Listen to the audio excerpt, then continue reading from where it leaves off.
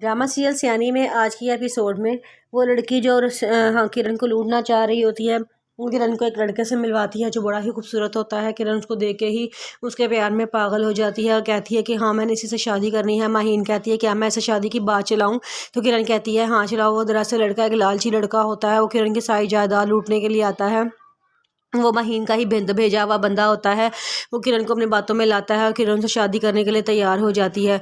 दूसरी तरफ आयशा ज़ुहैब के बच्चों को बाप के बच्चों को बड़ा अपनी तरफ करने की कोशिश करती है, लेकिन उसके बच्चे की सूरत उसको माँ तस्लीम करने के लिए राज़ी नहीं होते। वो उसकी बड़ी बेइज्जती करते हैं। वो जब उनके कमरे में जाती है उन्हें डांट के बाहर निकाल देते हैं। वो जब उनके आगे बढ़ने की कोशिश करती है वो उसको बेइज्जत करके कमरे में से बाहर निकाल देते हैं। ख़ासतौर पर किरण का बेटा उससे बड़ी बदतमीज़ी करता है, कहता है कि आप हमारी मामा नहीं है, आपकी वजह से हमारी मम्मा को घर से बाहर निकाला गया है, आप हमारी मामा की जगह पर आई हैं, आप अच्छी औरत नहीं है, आप चली जाएं यहाँ से। वो कहती है कि बेटा ऐसी बातें क्यों कर रहे हो, मैं तुम्हारी मामा हूँ। तो वो कहती हैं आप कोई मामा नहीं है हमारे, आप चली जाएं यहाँ से।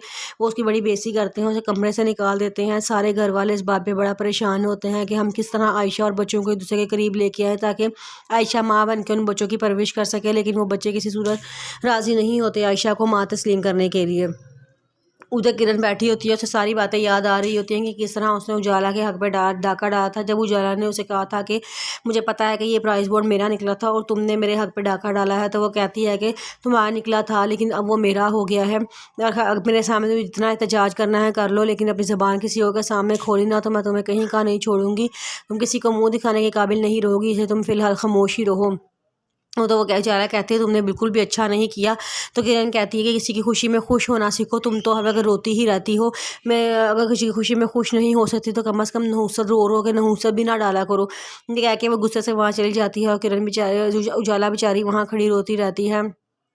उसको अपने अपना किया हुआ हर अमल याद आ रहा होता है कि उसने किस तरह उजाला के साथ ज़्यादतियाँ की थी और आज उनका बदला उसको ऐसे बदला उसको ऐसे मिला है कि वो उसी घर से बाहर निकाल दी गई है जलील करके, और उजाला उसी घर में बहू बना के चली गई है। उसने सबके दिलों में जगह बना ली है और किरण के बच्चे तक उससे मिल नहीं सकते। किरण बड़ा परेशान होती है। वो माहीन से कहती है कि क्या तुमने उस लड़के से बात कर ली है ना कि वो शादी के बाद मुझे मेरे बच्चे दिलवाने में मेरी मदद करेगा? तो वो माहीन कहती है हाँ हाँ मैंने तुझसे पूरी बात कर ली है, तुम परेशान ना हो, बेफिक्र हो।